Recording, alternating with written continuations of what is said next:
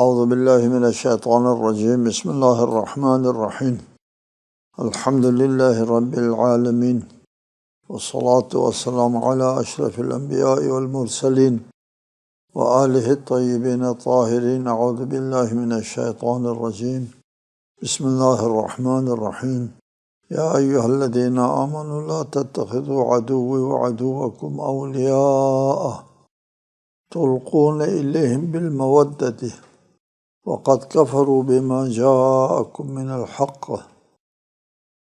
يخرجون الرسول وإياكم أن تؤمنوا بالله ربكم إن كنتم خرجتم جهادا في سبيلي وابتغاء مرضاتي تسرون إليهم بالمودة وأنا أعلم بما أخفيتم وما أعلنتم ومن يفعله منكم فقد ضل سواء السبيل۔ سورہ ممتحنہ آیت 1۔ یہ سورہ مبارکہ مدنی ہے۔ ایک واقعہ پیش آیا تھا، ابھی بیان کرتے ہیں۔ حاطب بن ابی بلتعہ نامی صحابی کے ہاتھ ایک واقعہ پیش آیا۔ اس صحابی نے سرداران قریش کو خفیہ ایک خط لکھا کہ محمد صلی اللہ علیہ وآلہ وسلم تم پر حملہ کرنے کی تیاریوں میں ہے، آگاہ رہو۔ خفیہ خط لکھا صحابی نے۔ فتح مکہ کے واقعے سے پہلے، فتح مکہ کے لیے حضور جا رہے تھے اصحاب کے ساتھ، اس نے اطلاع بھجوا دی کسی خاتون کے ساتھ۔ اس سلسلے میں یہ آیت نازل ہوتی ہے۔ اس سورہ میں ایک تو اس واقعہ کا بیان ہے، دوسرا اس حکم کا بیان ہے کہ مکہ میں موجود مسلم عورتوں کے اوپر کافر مرد حرام ہے، اسی طرح مسلم عورتیں کافر شوہروں کے لیے حرام۔ ہم آتے ہیں آیت کی طرف۔ اے ایمان والو، تم میرے اور اپنے دشمنوں کو حامی نہ بناؤ۔ لا تتخذوا عدوی وعدوکم اولیاء، حامی نہ بنو۔ تم ان کی طرف محبت کا پیغام بھیجتے ہو، حالانکہ جو حق تمہارے پاس آیا ہے اس کا وہ انکار کرتے ہیں، اور رسول کو، اور تمہیں اس جرم میں جلاوطن کرتے ہیں کہ تم اپنے رب اللہ پر ایمان لائے ہو۔ ایسا نہ کرو۔ اگر تم میری راہ میں جہاد کرنے اور میری خوشنودی حاصل کرنے کے لیے نکلے ہو، مکہ چھوڑ کر کے نکلے ہو، مدینہ آئے ہوئے ہو۔ یہ حاطب بن بلتعہ مکی تھا نا، مہاجر تھا، اصحاب میں سے، مہاجر اصحاب میں سے تھا، قریشی نہیں تھا۔ البتہ آگے ذکر آتا ہے، اگر تم میری راہ میں جہاد کرنے اور میری خوشنودی حاصل کرنے کے لیے نکلے ہو تو تم چھپ چھپا کر ان کی طرف محبت کا پیغام بھیجتے ہو، حالانکہ جو کچھ تم چھپاتے ہو اور جو کچھ تم ظاہر کرتے ہو ان سب کو میں بہتر جانتا ہوں۔ تم میں سے جو بھی ایسا کرے گا وہ راہ سے بہک جائے گا۔ فقد ضل سواء السبیل، راہ سے گمراہ ہو جائے گا۔ ضلالت، یہ ساری آیت جو ہے وہ حاطب بن بلتعہ کے بارے میں ہے جب کفار مکہ نے حدیبیہ کا معاہدہ توڑا اور رسول اللہ نے مکہ پر حملہ کرنے کی تیاری شروع فرمائی تو ایک صحابی حاطب بن بلتعہ نے ایک عورت کے ہاتھ قریش کے رئیسوں کے نام ایک خط لکھا۔ یہ عورت مدینہ سے روانہ ہو گئی۔ اللہ تعالیٰ نے رسول اللہ صلی اللہ علیہ وآلہ وسلم کو آگاہ فرمایا تو رسول اللہ نے حضرت علی علیہ السلام کو زبیر اور مقداد کے ساتھ اس عورت کے تعاقب میں بھیجا کہ اس عورت سے حاطب کا خط برآمد کرے، اور حکم دیا کہ اگر عورت نے خط نہ دیا تو اسے قتل کر دینا۔ چنانچہ جب انہوں نے عورت کو پکڑ لیا اور اس سے خط مانگا تو اس عورت نے کہا میرے پاس کوئی خط نہیں۔ اس کی تلاشی لی گئی مگر خط نہیں ملا۔ انہوں نے واپسی کا ارادہ کیا۔ میرے مولا ساتھنا حضرت علی نے فرمایا واللہ ما کذبنا ولا کذبنا، نہ ہم نے جھوٹ بولا نہ ہم سے جھوٹ بولا گیا، سچ ہے، خط تمہارے پاس ہے۔ سبحان اللہ۔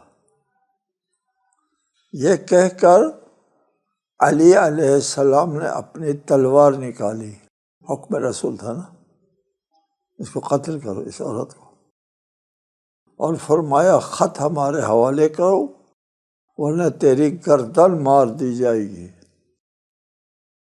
اس پر اس عورت نے اپنے بالوں کی چوٹی سے وہ خط نکال کر کے دے دیا، ادھر باندھا ہوا تھا جی۔ وہ تلاشی لینے کے لیے وہاں تک مردوں کا ہاتھ نہیں پہنچ سکتا تھا نا۔ خط لے کر رسول اللہ کی خدمت میں حاضر ہوا، خط آپ کے حوالے کیا۔ اس خط میں سرداران قریش کے نام لکھا تھا۔ حاطب صحابی نے لکھا تھا کہ رسول اللہ تم پر چڑھائی کرنے کی تیاریوں میں مصروف ہیں۔ رسول اللہ صلی اللہ علیہ وآلہ وسلم نے حاطب کو بلایا اور پوچھا تم نے یہ کام کیا کیا؟ اس نے کہا یا رسول اللہ میں کافر ہو گیا ہوں نہ مرتد، بلکہ مکہ میں میرے قریبی رشتہ دار ہیں، میں قبیلے قریش کا آدمی بھی نہیں ہوں۔ میں نے یہ خط اس خیال سے لکھا کہ قریش پر میں ایک احسان کروں جس کے نتیجے میں وہ میرے رشتہ داروں کو کچھ نہیں کہیں گے۔ لگتا ہے اس کے بچے بھی وہاں تھے۔ اس وقت حضرت عمر وہاں تشریف فرما تھے۔ طیش میں آیا اور کہا رسول اللہ مجھے اجازت دے دو میں اس کی گردن ماروں۔ بہت سے واقعات ہیں حضرت عمر ایسے موقعوں کے اوپر جو ہے وہ آگے آتے تھے اور رسول اللہ سے کہا کرتے تھے میں گردن ماروں۔ رسول اللہ نے فرمایا اسے چھوڑ دو، اللہ اسے معاف فرمائے گا، معاف فرمائے گا۔ یہ واقعہ ہے، متفقہ واقعہ ہے، قرآن ہے۔ حاطب مہاجر بدری ہے، حاطب صحابی ہے، مہاجر ہے، بدری ہے۔ بدری کس کہتے ہیں؟ جنگ بدر میں شریک تھے۔ جنگ بدر جو مسلمانوں کے لیے انتہائی فیصلہ کن موت و حیات کا مرحلہ تھا جنگ بدر، اور وہاں پر کافر بہت بڑی طاقت میں تھے، قریش والے، مسلمان تھوڑے تھے، ایک گھوڑا تھا صرف۔ جنگ بدر اور اس میں مسلمانوں کو فتح مل گئی تھی جنگ بدر میں، اس کے باوجود لہٰذا بدر کی لڑائی جو ہے وہ نہایت خطرناک ترین لڑائی ہے۔ اس طرف دشمن کے بڑے لاؤ لشکر ہے اور ادھر چند غریب لوگ ہیں، ان دونوں کا مقابلہ ہے۔ اس لہٰذا بدر کے اس جنگ میں، اس خطرناک جنگ میں شرکت کرنے والوں کو بدری کہتے ہیں۔ بدریون کا ایک مقام ہوتا ہے، ایک فضیلت ہوتی ہے، اہمیت ہوتی ہے۔ جنگ بدر میں شریک تھے، بدری ہے، مقام والا ہے۔ یہ حاطب بھی بدری تھا۔ اس واقعے کو بخاری مسلم نے اپنے صحاح میں اور تمام مفسرین نے متفقہ طور پر بیان کیا ہے۔ یہاں پر کچھ حضرات نے علمی خیانت کا ارتکاب کرتے ہوئے اس آیت سے تقیہ جائز نہ ہونے پر استدلال کیا ہے۔ اس آیت سے استدلال کیا ہے تقیہ جائز نہیں ہے۔ اگر تقیہ جائز ہوتی تو یہ حاطب بن بلتع کی مذمت نہ ہوتی۔ انا للہ۔ تقیہ کسے کہتے ہیں؟ خطرے کے وقت حقیقت کو بیان نہ کرنا خطرہ ہے۔ اگر حقیقت کو بیان کیا جائے تو خطرہ ہے، اس لیے حقیقت کو بیان نہ کرو، تقیہ بچاؤ۔ قرآن مجید میں ہے الا ان تتقوا منهم تقاۃ، سوائے تقوی کے وقت ہے تم اپنے ایمان کو چھپا سکتے ہو۔ ایمان ہے اور پھر خطرہ جان ہے اور پھر کہنا درست ہے کہ میں مومن نہیں ہوں، اس کو تقیہ کہتے ہیں۔ حاطب بن بلتع نے کیا کیا تھا؟ بات حقیقت بیان کر کے مسلمانوں کو خون خرابے کی طرف جھونکا تھا، اس کو تقیہ کہتے ہیں۔ انا للہ و انا الیہ۔ دو متضاد باتیں، تقیہ کی ضد ہے یہ۔ تقیہ خطرے سے بچنا، حقیقت بیان نہ کرنا، خطرے سے بچنا۔ ادھر حقیقت بیان کر کے خطرے میں جھونکنا، اس کا اور تقیہ کے میں کوئی ربط تعلق ہے؟ انا للہ و انا الیہ راجعون۔ اس طرح کے ظلم اور زیادتیاں ہم نے علمی خیانتیں بہت دیکھی ہیں، علمی خیانت بہت دیکھی ہے، قرآن کی تحریف بہت دیکھی ہے، ترجموں میں تحریف بہت دیکھی ہے۔ وقتاً فوقتاً ہم بیان کرتے ہیں علمی مطلب کی بنیاد پر۔ اب ہم آتے ہیں آیات کی طرف۔ یہ شان نزول جو ہے وہ بیان ہو گیا کہ آیے مبارکہ اس واقعے کے بارے میں نازل ہوئی تھی۔ لا تتخذوا عدوی وعدوکم اولیاء، میرے دشمنوں تمہارے دشمنوں کو اپنا دوست نہ بناؤ۔ مومنین کے دشمن مشرکین اپنا ولی حامی اور ناصر مت بناؤ، ان کے پناہ میں مت جاؤ، اللہ کے دشمنوں کی حمایت نہ لو۔ تلقون الیہم بالمودہ، انہیں محبت اور ہمدردی کا پیغام بھیجتے ہو کہ تم پر حملہ ہونے والا ہے۔ یہی کیا تھا نا حاطب نے۔ اس آیت سے ظاہر ہوتا ہے کہ اس بدری صحابی نے مشرکین سے محبت کی ہے، خواہ یہ محبت ان کے مشرک ہونے کی وجہ سے نہ ہو۔ انصاف کرنا چاہیے نا ہم کو۔ حاطب نے مشرکین سے محبت کی ہے۔ مشرک سے محبت کیوں کی ہے؟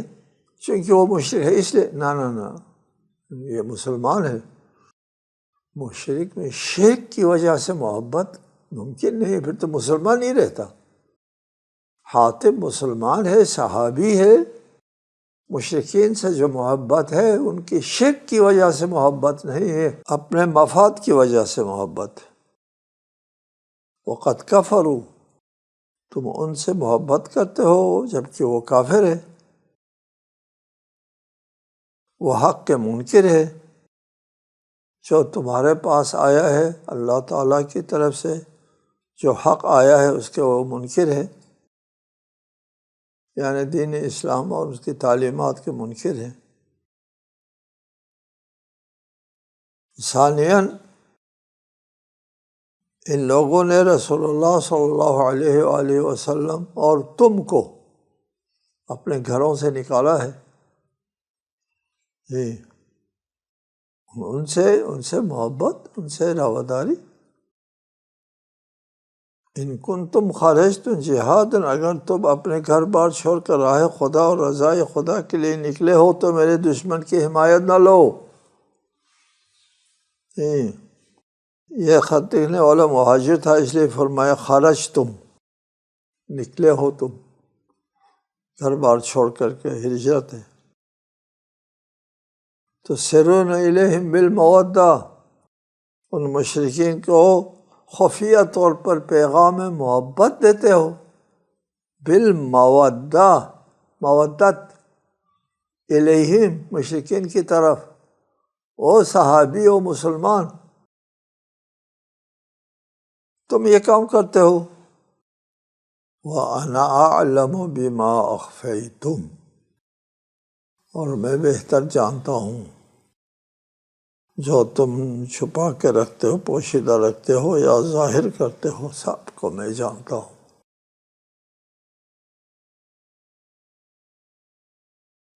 تم نے یہ بات کس سے چھپائی؟ یہاں اس صحابی کا عمل یہ ہے، وہ مصلحت پرستی کی بنیاد پر یہ خلاف ورزی واقع ہو گئی ان سے، مصلحت پرستی کی بنیاد پر یہ غلطی سرزد ہو گئی اس صحابی سے، کافر نہیں ہوئے، کافر نہیں ہوا،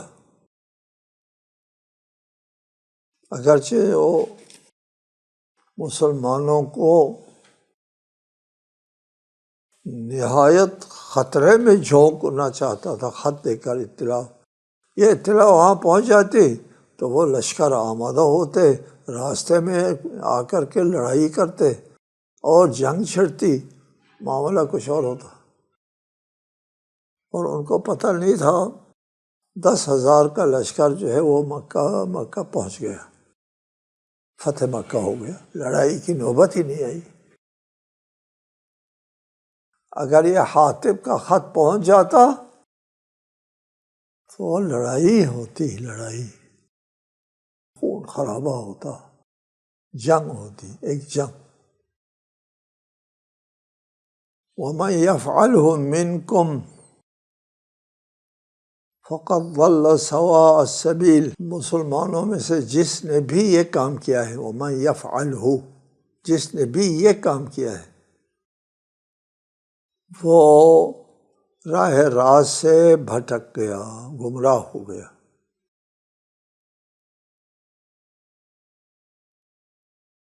اس سے ایک مطلب ہم سمجھ سکتے ہیں، مسلمان بھی ہے، گمراہ بھی ہے،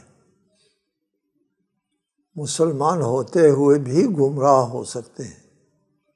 بہت سے مسلمانوں کو ہم آج دیکھ رہے ہیں گمراہ ہے، مسلمان بھی ہے، کافر نہیں کہہ سکتے۔ ابن عباس اس جملے کی اس طرح تفسیر کرتے ہیں، انہ عدل عن قصد الایمان فی اعتقادہ، اس شخص نے اپنے عقیدے میں ایمان سے عدول کیا ہے۔ یہاں پر ایک روایت مشہور ہے بدر میں جو اصحاب حاضر تھے بدریوں کے لیے فرمایا گیا ہے اعملوا ما شئتم، جو چاہو کرو، بخشے گئے۔ یہ بات ہم صحیح نہیں مانتے، اعملوا ما شئتم نہیں ہوتا۔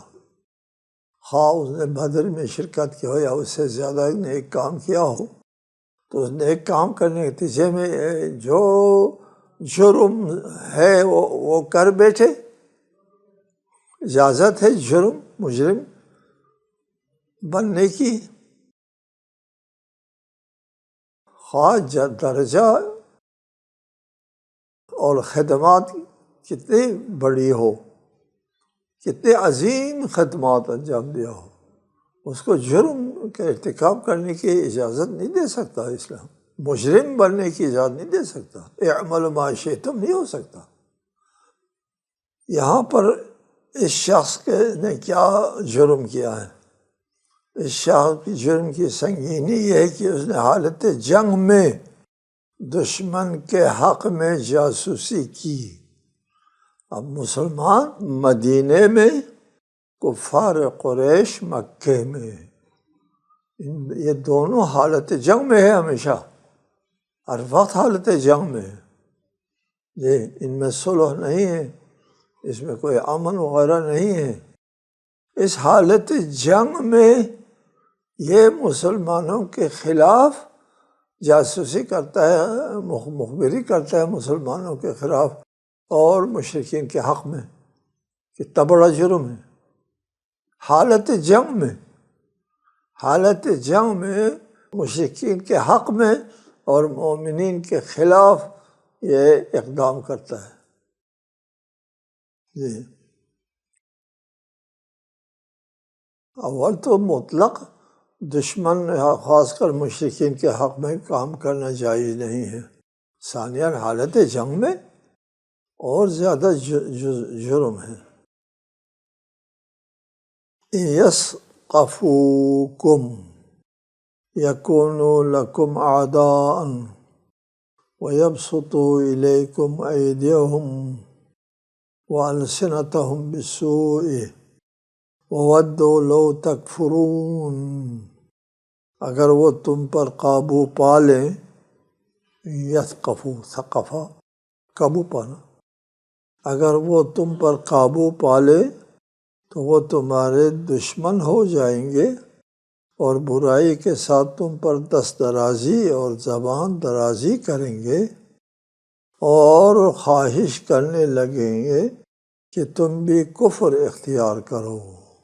یہ حالت یہ ہے، اس وقت یہ جاسوسی کی ہے، یعنی جن مشرکین کو تم نے محبت کا پیغام بھیجا ہے وہ اگر تم پر قابو پا لے، کیا تمہارا حشر ہوتا؟ جی تو تمہارا قتل ہوتا، تمہارے خلاف زبان درازی کرتے اور تمام جرائم کا ارتکاب کرتے۔ وَوَدُّوا لَوْ تَكْفُرُونَ، اور ان کا مقصد یہ تھا کہ تم بھی کافر ہو جاؤ، واپس آ جاؤ، چھوڑو اسلام کو، چھوڑ کے پھر شرک کی طرف آ جاؤ۔ لَن تَنْفَعَكُمْ أَرْحَامُكُمْ وَلَا أَوْلَادُكُمْ يَوْمَ الْقِيَامَةِ يَفْصِلُ بَيْنَكُمْ وَاللَّهُ بِمَا تَعْمَلُونَ بَصِيرٌ، تمہاری قرابتیں یعنی رشتہ داری اور تمہاری اولاد تمہیں ہرگز کوئی فائدہ نہیں دیں گی، قیامت کے دن اللہ تمہارے درمیان جدائی ڈال دے گا، رشتہ داروں میں اور اولاد میں، اور جو کچھ تم کرتے ہو اللہ اسے خوب دیکھنے والا ہے۔ یہاں اے مشرکین کو پیغام مودت بھیجنے والوں،